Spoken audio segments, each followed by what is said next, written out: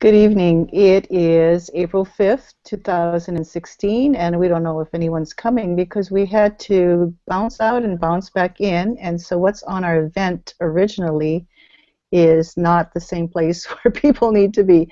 So I'm guessing that this is going to be a show that people will watch later, which is okay, unless someone happens to come on. Um, so our show tonight, we haven't been here for a while, but we are back strong tonight with a discussion on real collaboration, and we were inspired at the GAFE Summit by Jamie Cassapp, who did a keynote, and so we were so excited about it that we wanted to talk about it more. So here we are. And let me introduce, or have the people who are on tonight introduce themselves, and then we'll go from there. Shane, you want to start? Sure. My name is Shane Asselstein. I am the Technology Integration Specialist at Mominani Elementary School. Michelle? Hi, I'm Michelle Colt, and I'm a librarian at Halikula Elementary School. And Jody?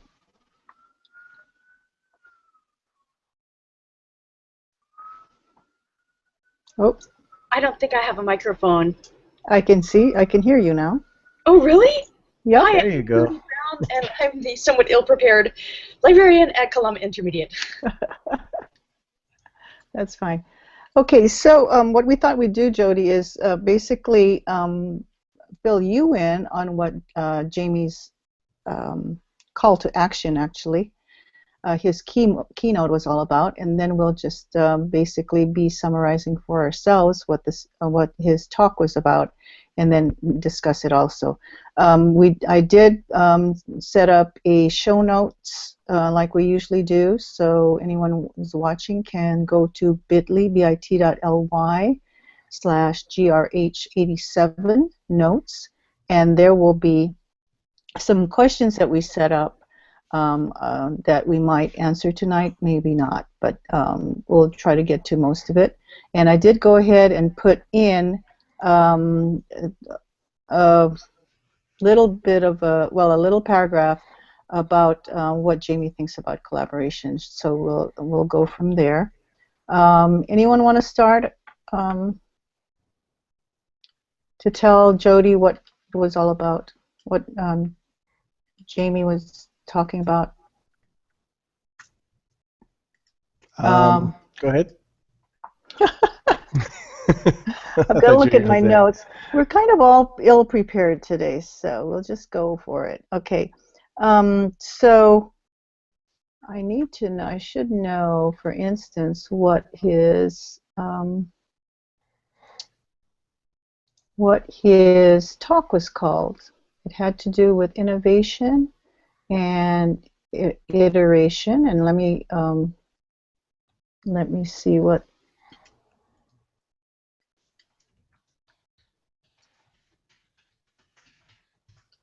the title of it is.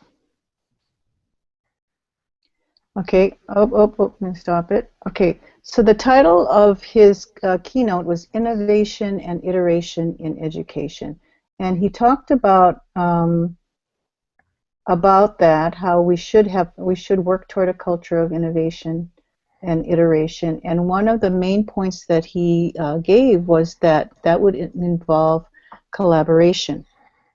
So iteration actually has to do with success and failure. He talked about how he hears people say, well, it's okay to fail, and he says that's okay, but what they should be talking about is iteration, which includes success and failure. So it's not like either or.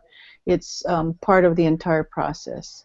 And he talked about the fact that we've talked about technology and education for many, many years. It's nothing really new. There's no all the research has been done already. So we know that we should be using technology in education.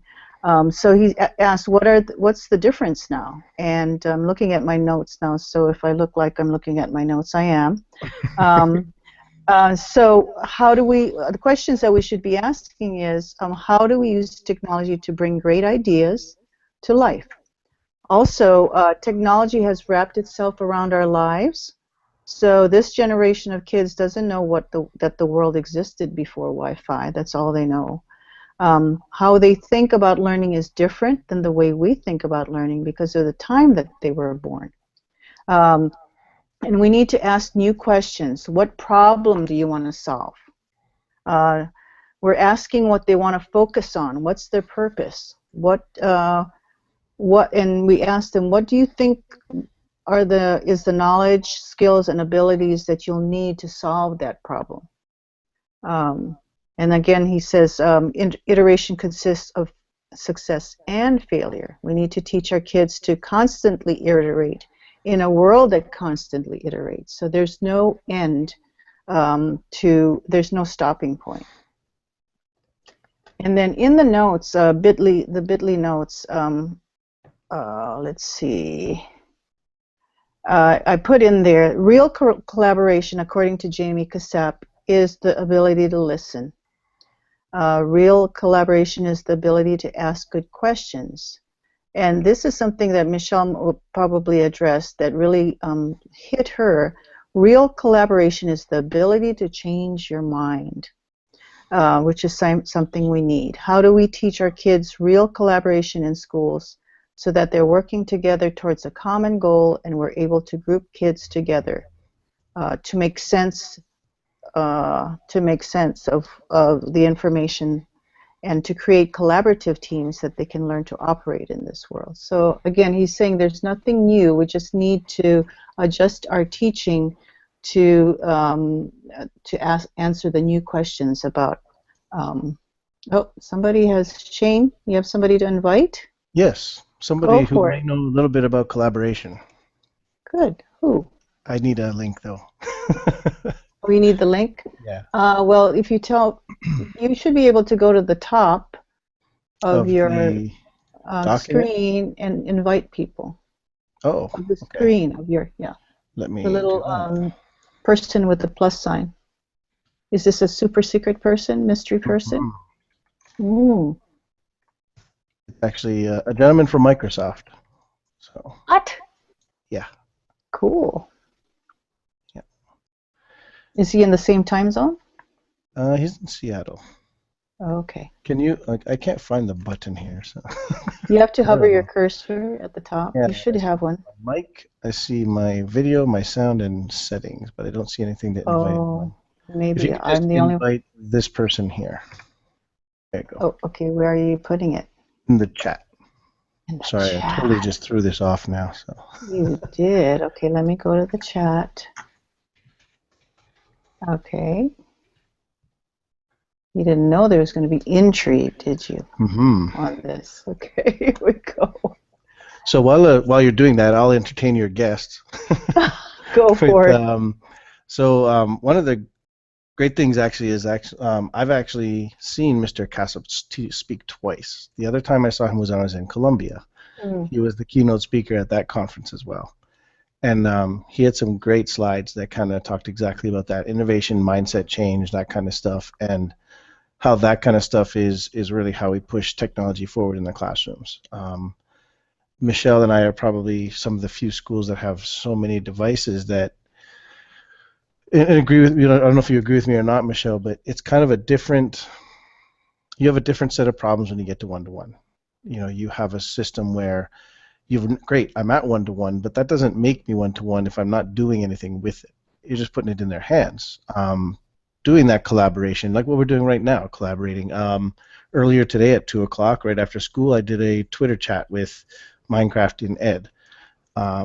And there were a ton of people in there collaborating. I saw Elfie was in there, and I saw Mike and Matt, a bunch of people from all over the world, collaborating, and that kind of stuff is pretty awesome. I was actually going to share my screen and show my tweet deck, but I'm sure any one of us could do that, and if this isn't a form of using technology to collaborate, I have no idea what is.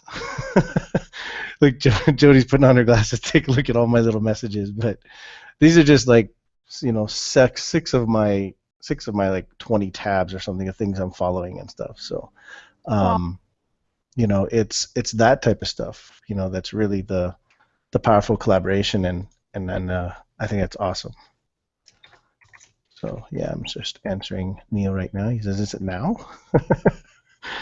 So, anybody else want to share about that? Yeah, Shane, I want to agree with you. You know, I think that teachers lots of times want devices in the classroom. They want access. But what's kind of curious is I'm sorry, let me try to say that a different way. You know, just because you have the devices doesn't necessarily mean that the kids really have the choice and the freedom to make decisions and true problem solving and creating and critical thinking with the device. So sometimes what we see is the device, and that's kind of the first step, the device used just for consumption or substitution rather than really creating and collaborating. And Linda, you're right, I did want to speak about that one. You know, what he said, real collaboration is the ability to listen and ask questions and change your mind. And I think someplace in there he said work towards a common goal. And I thought that was so eye-opening because, you know, I think that actually takes a degree of trust. I guess I'm speaking now. Before we can even expect the kids to collaborate, don't we need to collaborate as teachers? Like Shane, like you said, we are right now in this hangout and in our ed chats and when we learn together. But, you know, we're a group of folks who came together with a like-minded interest. And we don't always have that in our work situation. So I guess I'm just wondering, do we work at getting there? And what are some of the steps to collaboration? To Jamie's definition here of listening and asking questions and being willing to change your mind. Well, I know one of the things that Jamie said toward the end after he talked about collaboration is that the importance of professional development, and that teachers now don't have the skill set that is required to be mentors and facilitators of collaboration in the classroom. So any professional development that we can get is very important.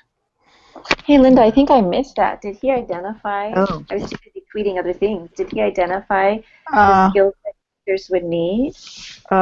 He actually, you know, he put up on the screen, I think that was toward the beginning, about all the different skills that the kids, that students need, and he said, look at this list. They're no different. They're not. We've been talking about them for years. They haven't changed at all. But just the way that we approach it, you know, with technology has changed it so that we need to be able to approach it in a different way. And yeah, he did talk about. He says he started to talk about maybe this will jog your memory. He loves the maker movement. Remember he mentioned that? Yes. He liked the maker movement. And then he is interested, he talked about competency-based education, that you're actually building the skills that kids need for the future. He mentioned coding. I know Shane's ears must have gone way up on that one. And then he says, nothing is more important than having a great teacher in the classroom. And then, this is a quote, you need to give teachers the space to experiment, to try different things. The professional development that they need to thrive in these, the professional development that they need to thrive in these new learning models that we're creating. And I made a little note that it's at an hour and 5 minutes, so I don't know if you want to check that later, Michelle. So if you guys are really focused on building project-based learning, collaboration in teams, and being a coach and a mentor and a manager of all the things and projects that are happening, you need much deeper skills than you currently have in the old model. There is no future classroom. He said the bad news, there is no future classroom. We need a culture of iteration and innovation, that we're constantly changing what we do in the classroom. And I think that sometimes seems like a weakness, yeah? If you're constantly changing, you must not be knowing what you're doing. It's possible. That could be, but it also could be iteration, which seems to be kind of like a buzzword now. Sorry, Linda.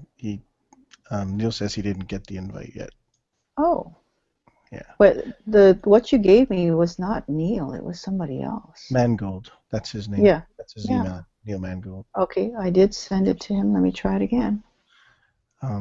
You're right, Linda. So we do need a new skill set, and I'm thinking too that delivered through via PD for those of us currently in the schools.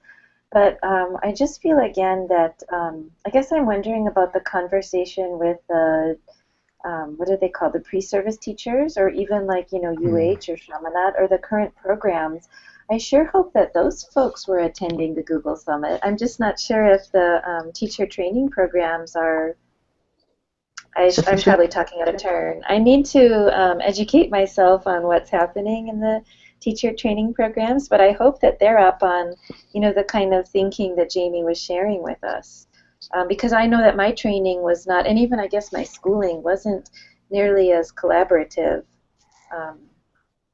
as like he was saying, Okay. I think the idea was that historically, the teacher is more the person with the knowledge, and now we've shifted more to teacher as facilitator, I think. And then the question. Oh, sorry. Go ahead.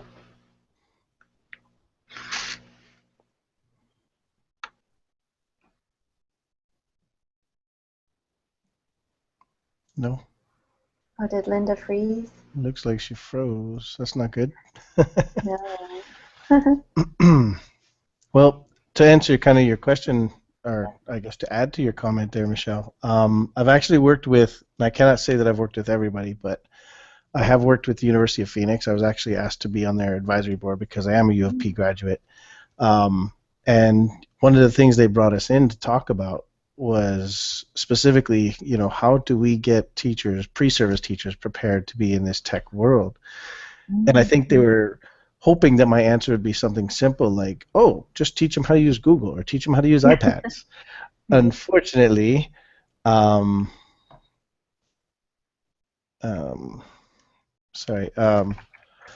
it turns out that that's not of course, wasn't our answer. And Brendan Brennan was also there with me, and we both have said the same thing. It's a mindset change. You have to teach them the mindset of are you ready to constantly be changing? Are you ready to constantly be, adjusting and learning new technologies, not just the ones that you know already? So. Right. And what was interesting was what they came out of that was exactly that. So we can't just teach them about Google. I said, well, yeah, teach them about Google, implement it, use it, but don't stay there. So sorry, my monster just came back down. And we even went as far as telling them, it's not just your students, because if your teachers don't use it and implement it, the professors at the university level, how do you expect the students to be using that as well, right? So in a sense, similar to what we're doing, except at a college level, right? And we're dealing with adults instead. So, you have no homework today? Okay. Yes, dear. Thank you. Sorry, she's a chatterbox.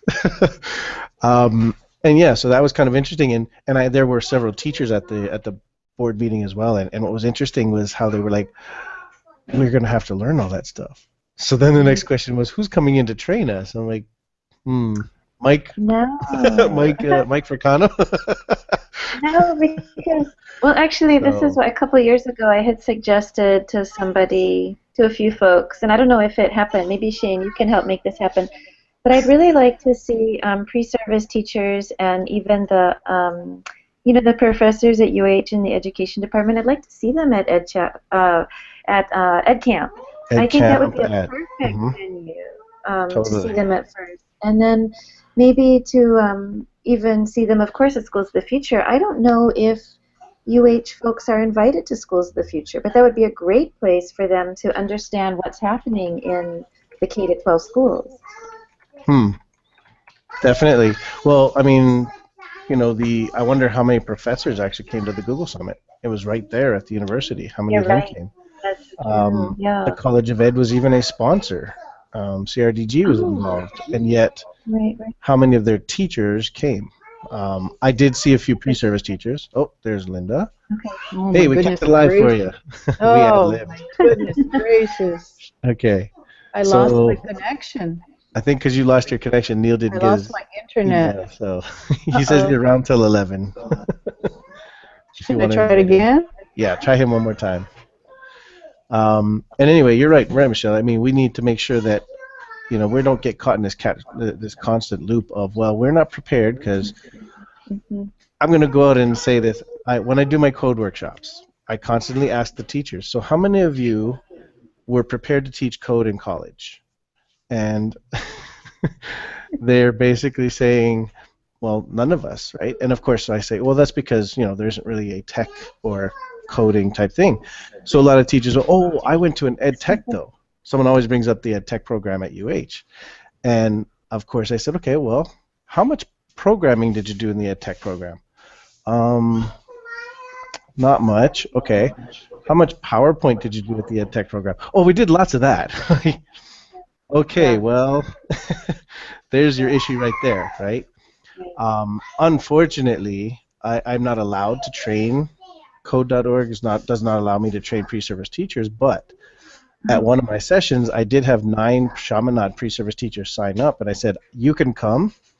You can learn everything there is to learn about it. I just can't give you materials from Code.org, but I just said, just because I don't mind, I want you to come and actually learn this stuff, and it was kind of nice to have some pre-service teachers there because they were already using it in their student teaching. They're using coding and that kind of stuff. So, yeah, I think they need to get themselves out there a little more and realize that although we are teaching with an older type of system, the universities and colleges may be teaching with an even older type of system. I agree. Hey, what you said was so important, and Linda, I want you to hear one thing. So Shane, correct me if I say it wrong, but Shane and Brendan had a chance to talk with the University of Phoenix, and they kind of asked them for, maybe Shane, can you just repeat it for Linda quick? Are you better at saying it? Yeah, we were just talking about them asking us pretty much what they needed to do to prepare pre-service teachers. And I said, Brendan and I both told her that it's not about teaching them how to use Google or how to use, those things are important, an iPad, a tablet, but also how to get them to change their mindset. They're in a constant flux of change. They're going to constantly be changing. Yes, you got everybody finally to convert over to Office. Well, now we're going to switch over to Google Docs, and something else will come up, and something else will come up. But if all you ever do is hang on to Office, eventually you'll become as obsolete as that program will become, right? Not that Office is obsolete at the moment, but you'll see what I'm saying. Like everything eventually has its time and disappears. So we got to continually keep our skills up. That's right. And Linda, I think that's something that I think of you a lot when I can't find something in Google or something's changed, and you say, well, Google is always changing. There's always something new. And, Shane, I think not just the pre-service programs, but even those of us already teaching, I know we like to be able to rely on our bag of tricks, but at the same time we need to have, like you said, that mindset that we need to be adaptable. So I think that's a really important thing. The other thing that's kind of tricky for me, though, with this is the kind of teaching and learning he's talking about. I think that all of our teachers at our school feel that that is the ideal learning, to go to more of a problem-based model. But they feel, some of us feel a little bit trapped within a system that is expecting teachers to grade students in a different model. You know what I'm trying to say? It's a so very that's kind of connected type of system, right? I mean, the whole department is, and one change here could cause all these other things, right, that have to change as well. And yeah. And unfortunately, like we were talking earlier, that becomes that whole, well, it's always been that way. We've always done it like that. So why change? Right. Well, I used to have to crank, or not, I didn't, but I guess at one point you had to crank your car to get it started in the morning, too. I don't want to do that every morning. I just want to turn the key and go. Oh, that's a good example. That's a good example. Well, Jamie did mention about his 14-year-old having to take tests hand in assignments, I'll do all of this, and he called it a single-player game, and collaboration is just the opposite. It's a team-player game, and so how do we change that if we're still going to be grading kids in the same old way that we did, all along? And he made he told the story about, or he said, what if two kids came in with their tests and said to you, we decided to take advantage of each other's skill sets, and we did the test together.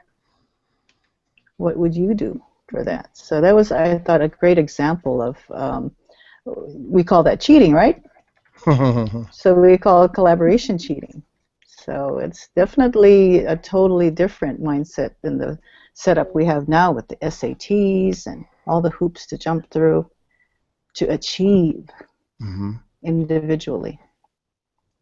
It's very interesting. I'm going to relate your comments and his also to something else that I love teaching with, which is game-based learning in Minecraft. And you do not know, with someone like me who supports a lot of teachers trying to use it, how many teachers I get saying, can I do this, but I want them all to be in their own worlds. That totally defeats the purpose of a multiplayer online virtual world. I mean, you really are trying to get that online collaboration, the communication. Yeah, but what if they start fighting? Good. Not good, but you know what I mean? Like, it's part of life. They're going to have to learn how to deal with conflict and people they don't necessarily get along with, but guess what? They work here too. You're going to have to deal with it. And that's why my entire room, I mean, all year long, it is a lot of collaborative projects. I mean, we do a lot of things where they're based in teams. I'll switch up the teams every now and then, but they're still based in teams of 4 to 5 kids every project. So, yeah, but it's always amazing when I hear that. Well, I just want to put them back into single-player worlds where they're not disturbing anybody else. I want to hear about Michelle's Makerspace setup, because I know that involves collaboration. What have you discovered, Michelle? You look. She didn't know I was going to ask this question. I kind of dropped the bomb on her. Yeah, I was actually. But I think it's collaborative. I don't want you to bring out your 20 slides. I do. Well, you know what I discovered is that Shane said this a couple shows ago or someplace else. He said, we can't be experts in all things, or you said something like that, Shane, because if we spread ourselves too thin, then we just aren't successful. And I quickly realized with the Makerspace that I am not an arts and craft person or a building person or anything, so I had to be more of the planner or facilitator. So Linda, I started something called Crafternoons on Thursday afternoons from 2 to 4. Kids come in and can create. And what's so awesome is that my friend who's the PCNC and my library assistant and then actually lots of students and a former student have all kinds of ideas. And so they're leading the sessions, and that's really, really fun. So the former student, she made a video of how to do a duct tape wallet, and we put that up on the website so kids could see it. It was a good advertisement, but then they could watch it that day. And then other kids have taught origami. But not everybody can stay after school. So then this week I'm trying something new, and I'm trying lunchtime pop-ups. And so my harebrained crazy idea was to have it during the kids' lunchtime, and I forgot that that's when second graders are doing Minecraft, so I had to quick reduce my number of people coming. So I have just like, let's see, 10 kids are coming. Minecraft? No, we cannot interrupt Minecraft. So I have 10 kids coming, and they're going to sit at a center table because it's just a classroom-sized makerspace. It's not very large.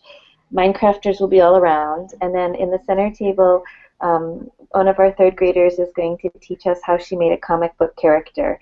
And next Friday, one of our third graders is teaching us how to levitate a cup.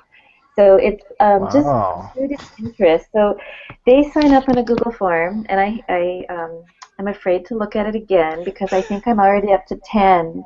And I'm just thinking, when am I going to do all of this now? But that's exciting. Rachel and I have clubs on Fridays with fifth grade, so we're trying other things there. And that one's a little bit more teacher directed, but we've Mhm. done things like, and only in this way, we'll say, here's some supplies, make musical instruments. And then we say, okay, now that you've made them, how can we make music? So we think a little bit about music and dynamics and tone and even silence, and that was kind of fun. We've done roller coaster or marble runs out of upcycled things, but again, we just put out a few supplies and then we see what the kids create. And you know, every single time, no matter what event I just shared with you folks really fast, I always marvel at how the kids do something that I never would have thought to do. And Linda, that's what I find so exciting. Yeah. Isn't that what it's supposed to be all about, though? I mean, for them to come up with the ideas. So even though you say it's a bad thing, I think what you're doing is just fantastic. It's kind of like what we're all aiming for the kids to get excited, to teach each other. Um, yeah. So I don't think you should make an excuse for that. I think you should celebrate that. Michelle, did you go Yeah. to Iolani Ignite? Were you at the Ignite I did. sessions? You Oh, got to get yes. them to do the paper instruments, just a single I piece of know. paper, and that would I be awesome. loved that. It was incredible. So, Linda, what they did was there was paper. Linda, were you there at the Iolani Ignite? I was not. Okay. So it was, I think Mike might have done a little videotape and tweeted it out, but there was Mm. paper on our tables. And actually, Shane, thank you for bringing that one up because I do have to say I'm a little bit ashamed that what I shared with you is more crafting things, but you know, and it's not the full-on coding and the electronic or hardware and 3D printing. But you know, one thing that we learned at Ignite is that you really need to think about your users and the materials available. And Mhm. so he had paper at our seats, and he asked each of us to take a piece of paper, and I think he asked us to rip it first. One section was to, he had us do different things with it, fold it, rip it, blow on it, crumple it, and then he broke us up into basically an orchestra. Okay, this section, you guys just, when I say go, you point at you, you rip the paper, and when I point at these guys, you crumple it, and then it was really impressive And what with was just so cool paper. is that he even asked, then he turned it over and said, would somebody like to conduct? And so Hmm. somebody else came up, remember, Shane? Yeah, And even that person did such an incredible job because he started with one group and he wanted them to kind of, you know, you got a rhythm down. And then he had, I can't remember if it was the people who ripped who would yeah. like do it more sporadically, but it was so powerful and I loved it. And then it led to so many discussions how you can do and there's so That many was things with it was about just the a piece of paper. materials. Yeah, he was like basically get to know the materials, like get to just feel those materials and see what they can do and stuff. Yeah. So I think because he attributed it to a wood carver he knew, that the mhm. wood carver has to really know the wood. And then I don't remember if the wood carver said the piece emerges from the wood, but there's an interaction between the artist and Right. the materials. So, yeah. Yeah, that was a good one. Actually, I like that. That session was nice. Well, I think anything that I'm gotta echo somewhere. Anything that brings out the person's creativity, whether it be crafts or electronics, and the fact that they can share it with other people and teach them, and other things come out of it. Other things are made. I don't think it makes a difference whether it's crafts or electronics. At our school, You know, you're right. go ahead. It's true. And I was just thinking that, you know, anything we first look at or experiment with, it's fun to just to have that freedom to get to know that tool. So, like you're saying, if it is electronics, like Shane knows, I took years to learn how to walk in Minecraft. So, just to get to know that tool and feel comfortable with it, because then we're able to do more creating. Yeah. And it's constantly changing, and you're working off of other people's energy. I think that's Yeah. fantastic. So, Linda, one thing I was thinking about, I didn't find the show notes for this one yet, but I think one example that really illustrates that is when you and Jasmine and Jacob were first working on the TEDx, the Maui, the youth TEDx, and then of course it's happened now 3 times. Is that right? Correct. So But that's I a was really the good. Yeah, the students did the collaboration. I just was more of a figurehead, I will admit. The buck always stopped at me in case something went wrong, but the kids were very competent to do the organization and set up on their own. So they did the collaboration. That was amazing, and they came up And with how, the cool things. and so exciting how they were handling, the social media and the marketing and the Yeah, it's like a getting the business. other kids involved. Yes, it was just incredible. Yeah. So that kind of experience is very powerful for students. I just put in the show notes the link for the Canvas because I was so impressed with those young women. Remember when they were on Right. Google Rocks and they talked about that. Hey Shane, can you talk about the collaboration that you did though with at UH that we mentioned before we went on air? Hmm. Yeah, so just recently we did, and actually this may be something that we do a few more of these of at least, try to, just to because of the success we had, and it was a great experience. So I was actually approached by Peter Leong, and he's a professor at UH, and so we've worked together in the past. So we were decided we wanted to do some kind of a service project, and so we connected with Curtis. He is the Hawaiian Hope. Let me just double check that. Yeah, he does the Hawaii. He's the executive director for Hawaiian Hope, which is a group that reaches out to the homeless children on the islands. And so he has an internet cafe over in Waianae. And what he did was he opened up his doors, provided the supplies and the materials. Peter did some fundraising, and we were able to provide lunch. And I provided the Minecraft and the lessons. So what we did was all the three of us collaborated, and we created this event where kids came in. They played with 3 different sessions of Minecraft, break in between, and a full lunch. And then I also was able to get APINA, which is a group that my wife is involved with, and it's the an Asian Nurse Society, and they came in and did health screening for the kids as well. So we had about 20, well, maybe 20, 25 people total, about 12 kids. And it never ceases to amaze me. I thought, I'm going to prepare a map that covers all ranges just in case. Like, we don't know if anybody has played Minecraft or how much experience they have. And even all those kids, they were able to just blow through my lessons. I was just like, okay, then we're just going to do this. And we did, we learned about sustainability. We learned about farming and housing, and then at the end we actually just made a ship we were going to sail off of away from our island from. And what was great is there were some moments during that collaboration that I was just kind of taken aback, because here's students who basically have grown up having nothing, and one of the things I overheard was one of the parents had joined into play. A couple of the parents actually had joined into play. Finally convinced some adults to get in there, but he was starving. He was starving to death. So one of the girls, a set of triplets was there. One of the girls comes in, she says, "I have an apple. Do you want it?" And I was just like, wow. And I looked over at her screen, and she was hungry too in the game. So I was like, but you're willing to give it up? Well, he needs it more than I do. I was just like, wow.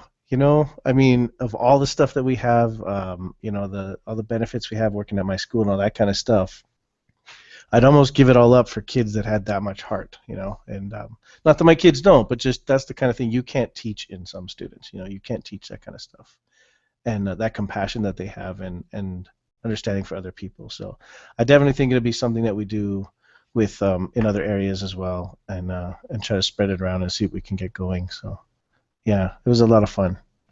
I had my 3-year-old, no, he's 4.5-year-old fan. He was actually at my Minecraft workshop that I did at my school, which is for adults, about what Minecraft is and why we want to play it and stuff. And he came and actually helped teach the class. His parents had brought him, so then he actually followed me out to Waianae and did that one too. He just keeps following me everywhere I go. So, but his parents have been really supportive of everything, and it's just been, it was a really great effort for everybody. So a lot of the UH LTech students were there, and the UH faculty, things like that. So it was really great to see everybody come out and support these people. So yeah, that's the kind of collaboration we should be looking for. I want to say as a side note that Shane always is a magnet. His workshops are a magnet for people. They're always overflowing, and I found out the secret is that he brings all these wonderful kids along and pretend that he's teaching, but they're the ones doing all the teaching. So yeah, very successful. It's really amazing, and they love it. They want to come back. They do. Yeah. That to me is amazing to have students teaching. Don't we aim for that? And then you talked about the heart. I think, isn't that what we're aiming for? Is to have kids that are good people. So hopefully there'll be more of that. We don't want them necessarily to be, we're developing their skill sets, but we definitely want them to be good people above all, and good citizens. So since you brought that up, the bringing the students. I'll share one more thing here, and then I'll be quiet, and Jody can turn on her mic, and she can share with us. No? So we've been trying something new at school. I don't know if you guys have this problem, Michelle, Jody, and Linda, but you guys do the website, or does somebody else do your websites for you? Is it like you guys? Yeah, okay. You ever try to get teachers to write an actual article for your website? I might as well be asking for their firstborn or something, right?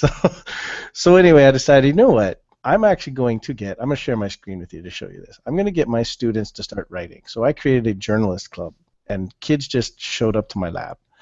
So here's our website. I will zoom in because I know Linda likes me when I zoom in like this. Wait, click here. Zoom in. We're going to put this on the on the notes. My screen. Oh, on the yes. notes too.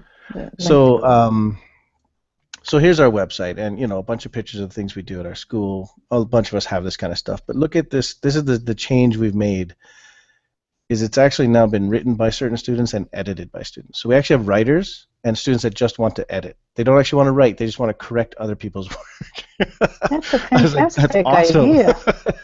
So they wrote all these articles. There's the one about Dr. Seuss's 108th birthday, our spring food drive coming up, the Lions Club coming to support us, everything, curriculum fair, they wrote that up, Spirit Week, one of the students got an award from Achieve 3000, and of course there's this one where my kids that came to Google decided that they were going to write about Mominani invades a Google Summit, and they did such a great job because they took the pictures, other than these ones. This is one that Google provided for us. They wrote everything here, talked about each of the sessions that we went to, connected to James's vlog post, interviewed Rachel. Does that person look familiar there? Yeah, she got interviewed because we managed to be in her YouTube session. And then basically just went around and rocked the whole entire Google Summit for me, and they just went in and did everything they needed to do, posted all this kind of stuff, interviewing Mark Hammonds from Breakout EDU, the box we won. Yeah, they did a great job, and then that is them working collaboratively because there was 5 girls I took for this over the course of 2 days, and they decided that they were going to go ahead and collaborate and write this together. So that's the kind of stuff that I'm looking to make changes of in our school. So Shane, the EdTech team is looking for blog articles. I think you should submit that. Submit this as a blog article. Yeah, well, I had I just wrote a blog on my takeaways for Google. Oh, okay. Summit, and I submitted it. They have a form that you can submit to report. And I said, oh, okay, because before I had sent them something and they made it an actual EdTech team article.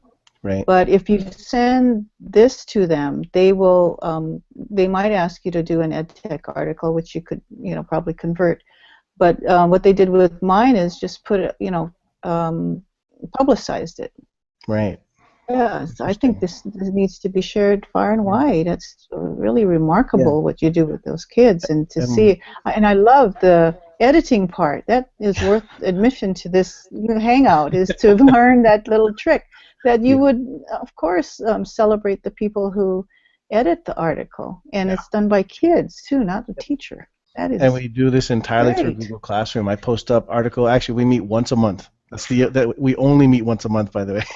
First Friday of every month we meet. We brainstorm ideas for articles for that month, and then I give them a due date. They submit them through Google Classroom. They edit them. They share with each other, and then they give it back to me. And they also go out and get the pictures if they can. They go, "Can I borrow a camera? I want to go take pictures of." They're basically just a self-sufficient journalist crew, which is nice. So. And do you handpick them? The No, kids? I just opened up the door and said, "I need journalist writers, people to write for the website." And next, I had 30 kids in my room. So. But that typically happens when I open up my door. I don't know why. And They then just everybody come in, gets so. to participate in one way or another. Yeah. You don't have a team that you cut. Nope. I let them participate. Not outside them. The more kids we have, then you don't have to write every single month. If you want to write, you're going to write, and I just let them emerge as as leaders and writers for themselves. And what's really great about the articles is they've taken a twist from being just an informational fact type of thing, and thank you to the families that participated, to we've actually got voice in here of students. They talk about their perspective of this. This is actually them, like quoting Brendan from the interview they did with him, right? So we actually had a member of the Star advertiser come in, and he talked about writing articles using quotes, how powerful quotes can be. So this was their first time after that so they had a quote for every single workshop. See, even Rachel has a quote. "I like making movies. They're fun, and they're something you can't see on paper." I haven't sent this to anybody because I just published it today. So did you guide them through what was required of or not required, but desirable in an article, like Honestly, the only thing I did was tell them, typically an article in a newspaper is going to answer the who, when, where, why, what, and a thank you if it's after the event. Wow. And they just went with it. I mean, even the interviews, the very first interview they did with, which we didn't take a picture of, but of James Sanders, if you look at his vlog at 1 minute, you can actually see them interviewing him. I didn't even tell them to do that. They just had iPads in their hand and like, "Let's go ask him some questions." And then they wandered up, and then Awesome. it was great. So then they just continued to do it for the rest of the time. So it was awesome. It was a great thing to see, and actually I got a couple of good comments from people who are watching the kids do that kind of stuff. And did you tell them to do that? Do you like, not really, no. So I love their word choice too, that they invaded the Google Summit. I know. Yes, they're very creative with their titles. I think the EdTech team would grab that. They'd want to publicize that. Yeah, it was really awesome. So. And these are 6th graders, 5th graders? These are anybody from 4th, 5th, and 6th is welcome to join. So, yeah. Wow. So we actually have one of our most prolific editors. She's actually a 4th grader. She just, for some reason, likes to correct other people's work.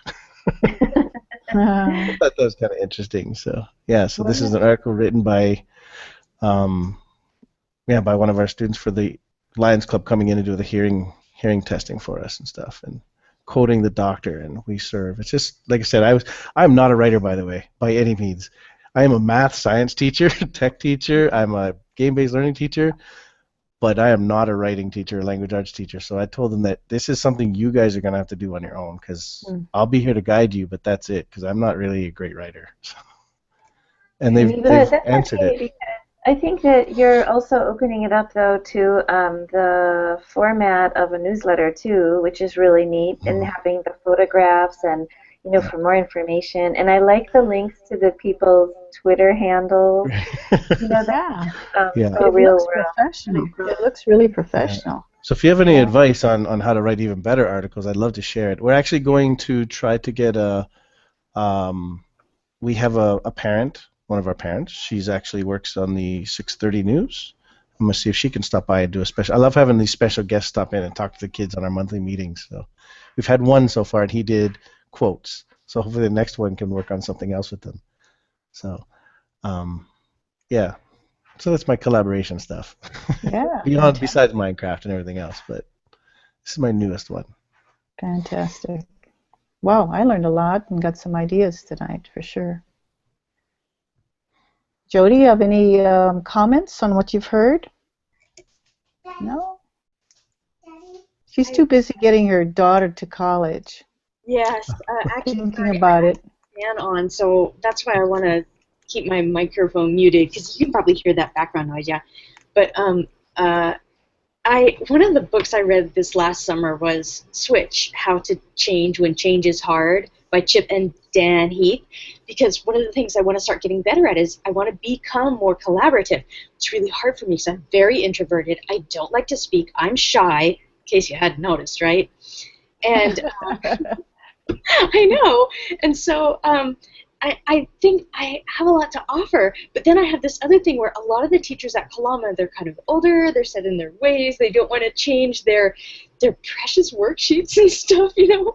So I'm still working on going down the path of bringing my excitement of the databases that I love, you know, doing the websites for the school and all that stuff, but it's really hard to fight against people who don't want to. So that's one of the reasons I was super excited about this particular event is if you've got any tips on how to build excitement among more veteran faculty, that's something I'm always interested in. So awesome session. Thank you. I'm going to mute again. Well, you brought up a big question, Jody. Don't go away. We actually were talking a little bit about that before we went on. About, you know, how do you get the movement going?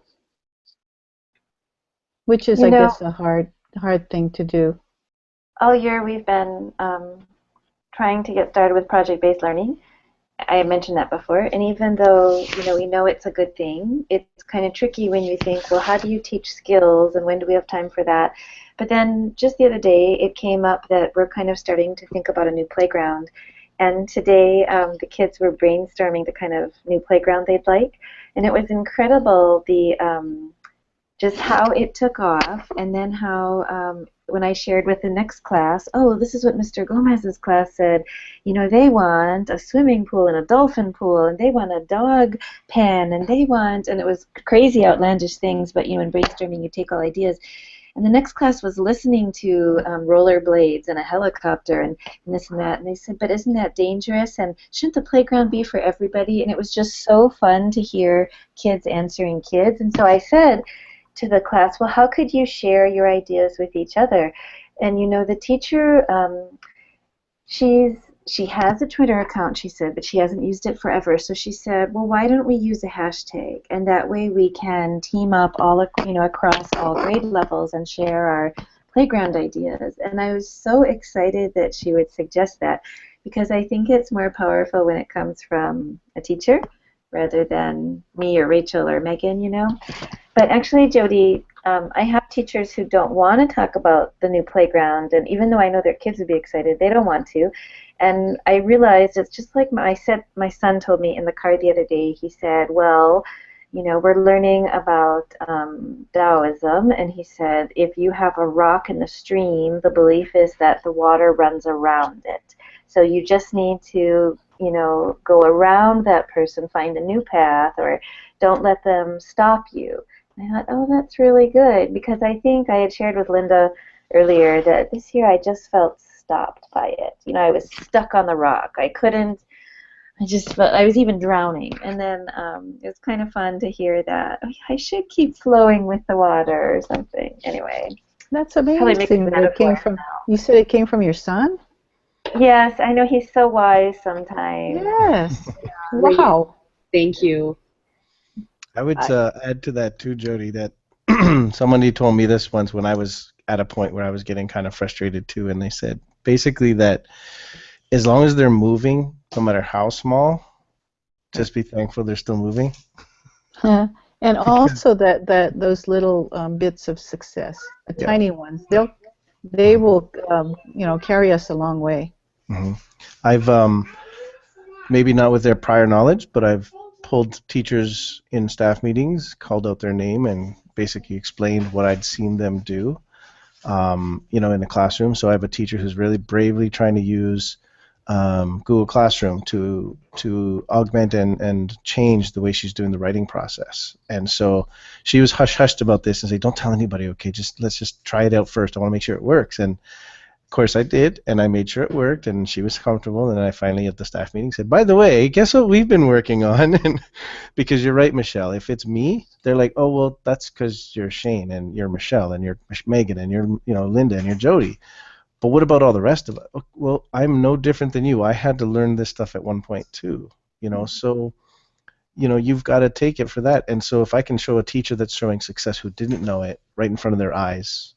It's amazing how quickly Classroom has got around now. It's amazing how my sixth grade just reported they've reduced their paper usage this year by 2/3, thanks to Google Classroom. And all on their own, they've decided, why don't we send this through Classroom? Why don't we send this through Classroom instead of constantly having these photocopies, right? That the kids just either rip up or lose or whatever.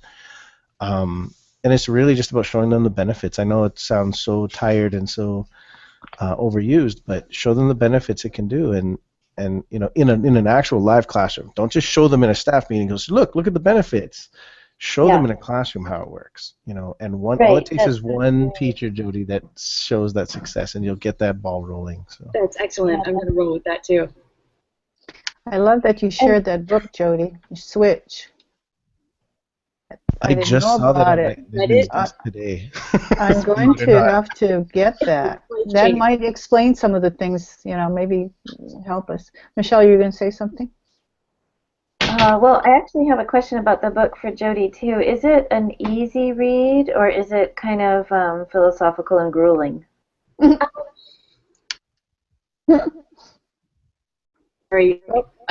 I'm saying this as a nonfiction fanatic, but I couldn't put it down. I found it utterly addicting, entertaining, interesting, page-turner, sleep loser. Yeah, it's totally... She's a librarian. I'm sure it's good. Really fun, I'm kidding. I'm curious about the cover. What was that? She's curious about the cover. Yeah, the cover looks interesting to me.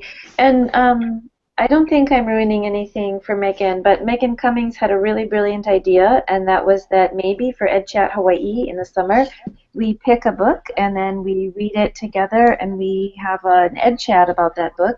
And Jody, I think the one that Switch might be a really great one. Do you think it would be a good one to discuss with other educators? I think so. Awesome. That would be fantastic. I called it up on Amazon. How do I do a screen share? In the new one, it's in the top corner, right corner. Top right? In the old, yeah, so if you have the circle in the top right corner, but if you have the old one, it's still on the far left side. Oh, I think I have the old one. Okay, screen share. Yes, share. Okay. Oh, nice. Yep, we can see it. Okay. Yeah, it's... Yeah. And I went on after this one to read absolutely everything they had ever written. So, yeah. Is it, I know this is an older book, but is it similar to Who Moved My Cheese? Because I still love that. Yeah, I don't know. I found Who Moved My Cheese to be a bit of a snoozer. Really? I don't know. I like the idea of, of like, button pushers who like the same button every day. It looks like we froze people. Oops. Okay. I'm going to unshare. That's enough. No. Michelle, you okay? And, you still there? Oh, yeah, there you are. I know, Okay. Linda, that it's 8:04, but I just want to say something else. Shane made me think about this too, and this is maybe good advice for Jody. Actually, I need to remember this too. About now, gosh, it was like probably 4 or 5 years ago, Rachel was so excited about something that she heard of at ISTE, and it frustrated me as I was listening to her talk about it because I said, Rachel, I showed that to you 2 years ago. And she said, well, I wasn't ready for it then. And I love that story, and I share it a lot. But I love it because it reminds me that sometimes people aren't ready for it, and they do maybe need to hear it again. And it's okay to share tools again, but also we need to, Shane, like you were saying too, kind of meet people where they are and work with them instead of whole group, maybe one-to-one, because you realize the culture of your school is to go that way, and not just to share the idea behind something at a faculty meeting, but to show. Showing is more powerful than telling. In fact, I got a minor breakthrough. I got invited by the social studies department to train them on how to use the databases for the last 2 hours of their department meeting this coming Thursday. So that was super exciting. Very nice. apartment is one of my worst feet draggers, and so yeah, this is my big in. Hopefully they're not watching, Jody. Feet draggers. Nice. That comment, Michelle, is so funny because I think I hear that, and hopefully she's not watching, but I hear that from my admin. I wasn't ready to listen to it 2 years ago when he said this, but I'm now listening. So. Well, a lot of times, they hear you all the time, right? So it's like goes, and then they'll go. I might have said this before. They'll go to a conference and hear about what you had talked about before, and as you say, they're not ready, but then suddenly it's their idea because they heard about it in this conference, and you go, yay, good, fantastic, let's work on it. But yeah, sometimes the success is not, most of the times with me, the success is not direct. It's more peripheral, and I'm yes. so happy with that. I think I'm on the edge of that one too, but that's really good to hear. Yeah, I think that's universal. Well, that's, definitely, for sure. Okay, we've gone over an hour, I think, even though we're 8:07. I think we started a little late. We actually had some viewers, even though we, had to start all over again. So they found us. They found us, which is fantastic. So thanks for everyone for coming on. Any parting concluding thoughts? I like Michelle's idea of talking about shift in You know what, Linda? I am so sorry, and apologies to Bobby, because usually I look at the Q&A, and tonight I didn't. And here's oh my gosh, Bobby. He was there. Facebook is popular in the school admin program. Wow, so many. Oh my. Linda, we just need to invite him on the show. I feel so badly that we. I actually invited him, and I invited him, and then I don't think he saw the link because he started to, and he might be watching. Bobby, if you're watching, I'm sorry, but I think maybe he didn't know where to get on. Maybe I should have sent a link to him directly. So he's on the Q&A. That's fantastic. And he's saying something. The only real professional development is something that you actually implement in your job and reflect on its success and failure. So good PD isn't just sitting in a workshop, but it's when you implement it and reflect. I think that's so true. I love that comment. He must be in school administration because he says the Switch book has been popular in the CISL program, which is school admin program. And the next one, Shane, I need you to explain this to me. This seems exciting. Is this actually existing? There is a pilot for alternative assessments. Really? You didn't tell me this? This sounds really exciting. So that would mean, sorry, in the public school, does that mean not SBAC assessments? Is this something I'm wondering else? if the ESSA is going to make any kind of, so that's what he's talking about. So there's actually a workshop coming up on ESSA, if I'm not mistaken. I'm kind of interested in seeing. Can you remind everybody what that's called? What does that mean, ESSA? It is the replacement for NCLB. I don't want to say replacement because NCLB has such a terrible reputation. But it is the new guiding educational policies, I guess, is if you want to call it. So, Every Student Succeeds Act is what it is. Oh, okay. U.S. Department of Education. So. I can actually put this link in there too in your notes. So that's interesting because it's supposed to be a little bit, a lot different from NCLB. We're just dropping that, I guess. It's totally gone, and that's good. That's good news, I think. And the alternative assessments is even better. What if we could start using Minecraft to assess kids? So Bobby says it's okay that we totally ignored all his comments, although it's not okay. No, it isn't okay. No. Yeah, actually, I invited him on, but that was in the old hangout that I had to discard. So it was a mess. But we'll have to have you on, Bobby, for sure. No, not to make an excuse, Bobby, but like we said, we totally thought nobody was following when we switched over. So. We're constantly iterating, right? Yes. Success and failure is all part of it. I'm going to do one more screen share since this is about collaboration. Go for it. I'm going to do my screen share here, and I want to make sure everybody knows that, this wonderful woman that's in front of us is being the host school for Q Maui. If anybody's interested in attending for, was it 3 days, right? 3-day workshop. 3 days, July 12th to the 14th. We need people to register. Yep. Mike will be there. I'll be there presenting, and so will Linda.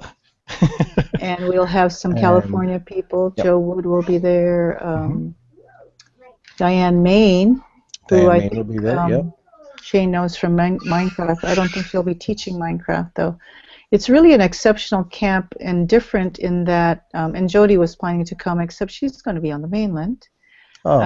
It's different in that it's totally hands-on. There are, it's almost like, I don't want to say support groups because that sounds so touchy-feely, but it's part of the camp is getting to know the people who are there. These people are funny, they're unique. When you go there, there are all these classes that are available to you, but you don't pick them. Each day, they have what they call shred sessions. So the people who are teaching kind of do promos, trying to get you to go to their classes, and then you choose. Oh, who do I have to go up against? Go there.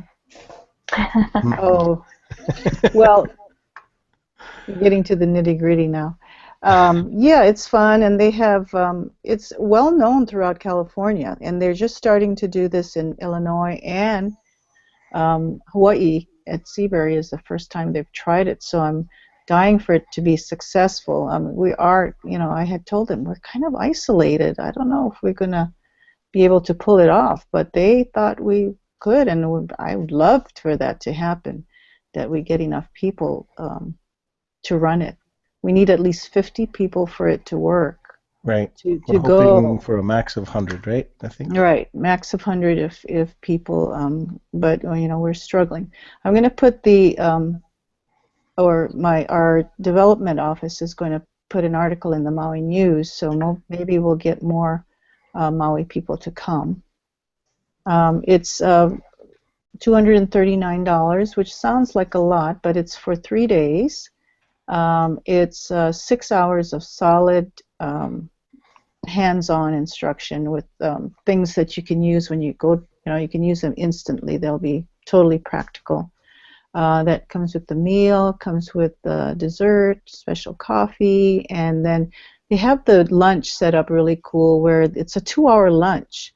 So the breaks, yes. Yeah, the breaks are almost as important as the workshops in that you get to talk to people. So by the end of the 3 days, you will feel like you will know all the people that you come into contact with, and it's like a pledge to continue that support network. So it's solid. It's not just sitting in a classroom. Right. You get to pick, based on the shred sessions, what you want to do that day. It's kind of fun. They're kind of kooky, those people, which makes it really, really fun. They had, when they announced the faculty, because you applied to be a faculty member, they had, it was like a draft pick thing on Twitter, and they had it wasn't a Hangout, it was another app that they used. But so ta-da-da-da-da, the faculty for Maui are, and it was on Twitter as well. So yeah, they just make it fun. Very cool. It's like a combination ed camp, conference. I don't know. It's a blend. It's really cool. Okay. All right. Thank you for that, Shane. And we needed that. All righty. Okay, so apologies again to Bobby. We had actually hoped that Pete Hansen would come on, so maybe next time we can have him on. He's from Maui, and he does a lot. We wanted him to come on tonight because he does a lot of collaborative things. So we'll see what happens. Well, our show used to be once a week. We kind of have it on demand now, and usually it's one of us that says, oh, let's have a show on this particular topic. So we're intermittent at the moment. But what we do put on is usually, solid, like today's one was solid. Really glad to have everyone on. Oh, and we have a photo bomber. Hi there. It's a mini-me. Hi, Mini-Me. Hi. Hi. Cute as cute can be. I'm solo parenting this week, so my wife comes Aw. back from California next week, tomorrow, so we'll be good. Yeah, yeah. Yeah. Okie dokie. So we All will right. say aloha for now, and thank you all for coming. It was very educational. Let me tell everyone again about the show notes. They're at bit.ly/grh87 notes, and it'll be under the YouTube as well. So there's some good, definitely good links in there that we put together. So we shall see everyone later, and maybe anyone of the panel that want to stick around, that would be great. But we'll tell the audience and our viewers aloha for now, and see you until next time. Take care. Good night.